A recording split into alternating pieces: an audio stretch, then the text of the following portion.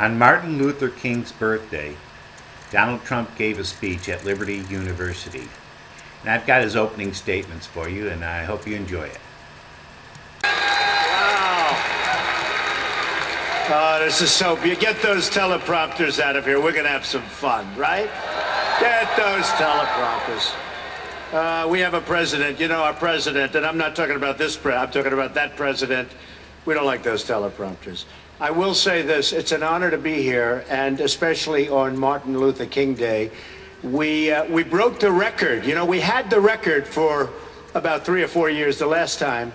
And the first thing I said to Jerry and Becky when I got here, did we break the record? They said, yes, you did, by quite a bit. So we'll dedicate that to Martin Luther King, a great man. And that's a little bit of an achievement, I will tell you. It's an honor to be here. It's an amazing story what's gone on with Liberty University. I mean, when you think of all of the years, and the early years were not easy. I read a lot about it and I've watched it. And Liberty University is like a rocket ship, a really great rocket ship. And what Jerry has done, and I knew his father a little bit. And I have to tell you, I knew his father a lot from the standpoint of what he did. And to be compared to his father, just a little bit, to be compared to his father is really an honor for me. So I want to thank Jerry for saying that. It was very interesting because when other candidates, and everybody wants to come here, they don't have this kind of a crowd, but that's okay. But I will say this, when Jerry was telling, nice things about other people, and he was saying, this one's very smart, and this one's good, and Trump reminds me of my father. I said, that's the best compliment of all. That's much better than any of the other people got. So I was extremely happy about that, I will tell you. And you should be very proud to be here. You're going to have amazing futures. You're going to have just absolutely amazing futures. We had a debate recently, and the debate, who watched the debate? Everybody? Very political place, okay? But it was an amazing evening for me, and we did fine, we did well. And the polls came out right after that, and we keep going up, and we're so happy. And I'm not going to go over the polls. Somebody said, why do you always discuss the polls? One of the people I'm running against. Why do you always? Now, he's in 7th place, I'm in 1st place. I said, when you're in 1st place, you discuss polls. It's true. When you're in 1st place, you discuss polls. But so many things have happened, and now they just keep coming out, and we go up and up and up, and we hit 42 last week, 42%. That's with 14 or 15 people. They're dropping out rapidly.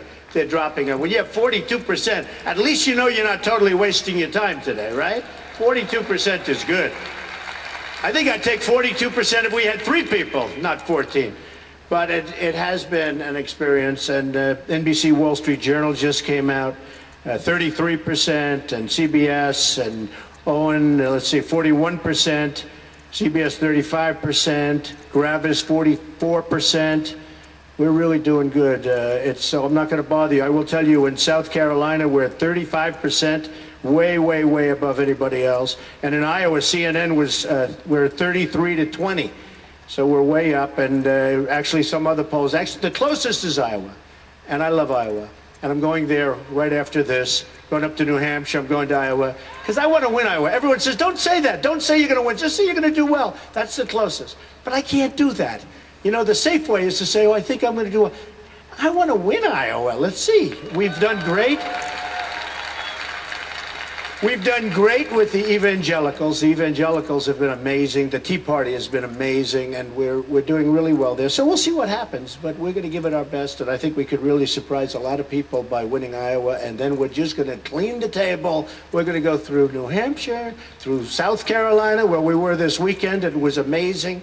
We're going to go right through the whole group, and I think we can do really something special. And we're going to protect Christianity, and I can say that. I don't have to be politically correct, or we're going to protect it.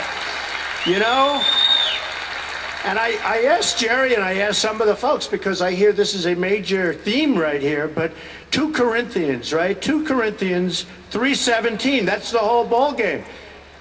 Where the Spirit of the Lord, right? Where the Spirit of the Lord is, there is liberty. And here there is Liberty College, but Liberty University. But it is so true. You know, when you think, and that's really, is that the one? Is that the one you like? I think that's the one you like, because I loved it. And it's so representative of what's taken place. But we are going to protect Christianity. And if you look what's going on throughout the world, you look at Syria, where if you're Christian, they're chopping off heads. You look at the different places, and Christianity, it's under siege. I'm a Protestant. I'm very proud of it. Presbyterian, to be exact. But I'm very proud of it. Very, very proud of it. And we've got to protect, because bad things are happening. Very bad things are happening. And I don't know what it is. We don't band together. Maybe other religions, frankly, they're banding together and they're using it. Here we have, if you look at this country, it's got to be 70%, 75%, some people say even more, the power we have. Somehow we have to unify. We have to band together. We have to do really, in a really large version, what they've done at Liberty, because Liberty University has done that. You've band together, you've created one of the great universities, colleges, anywhere in the country, anywhere in the world, and that's what the country has to do, that around Christianity. So get together, folks, and let's do it, because we can do it.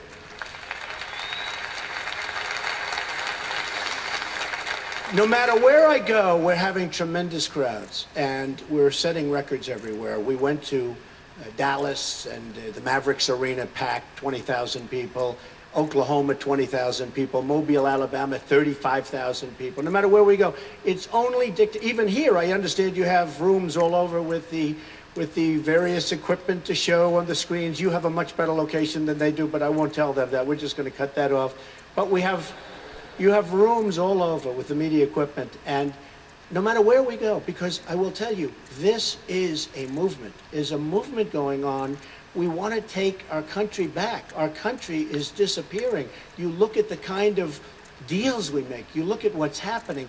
Our country is going in the wrong direction, and so wrong, and it's got to be stopped, and it's got to be stopped fast. We can't go another 4 years.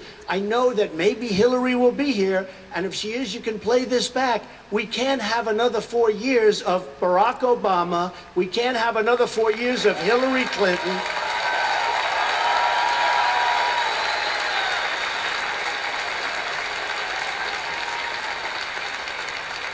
We just can't do it. I watched that debate last night with the three of them. I mean, one of them's in there. What's he doing? He keeps mentioning my name. He was the mayor of Baltimore. That was his big claim to fame. Then he became governor because they thought he did a good job. It turned out he did a horrible job. But he's in there constantly mentioning my name. Every Donald Trump, Donald Trump. I said, why does he have to talk about me? You know, look at the job this guy's done. And then the other two, you know, you have a socialist who was here, actually. But you have a socialist, and I was going to say you have a socialist, could be worse than that, okay? Could be much worse than that. And you have Hillary, and just, if anybody watched that debate last night, what it means is tremendously high taxes. Things are not going to happen with the military. We need to build our military so big, so strong, so powerful, that nobody is going to mess with us. We have to do it. You know, General Orellana left recently, and he said our military is the least prepared that it's been in generations. The least prepared. We need it more now than we've ever needed it. And I'm in the real estate business. I'm always getting listings. I get listings of different things, bases, an army base, a naval base. Everything's for sale. If it's military, it's for sale. And we can't have that. We're going to build it big. We're going to build it strong. Hopefully, we're never going to have to use it. You know, we're going to make it so strong nobody's going to want to mess. That's really what we have to do. And in the end, that's cheaper than this nonsense we're doing right now where nobody respects us. They're laughing at us. We don't know what we're doing. We can't beat ISIS. And I see it on television. These generals, they get up and they talk on television. They're being interviewed. I don't want generals to be interviewed. One of the generals just recently, well, what do you think of the ISIS threat? And, oh, they're very tough. Well, can we beat them? Well, it's going to take a long time. I don't want that kind of a general. I want a general where we knock the hell out of them fast.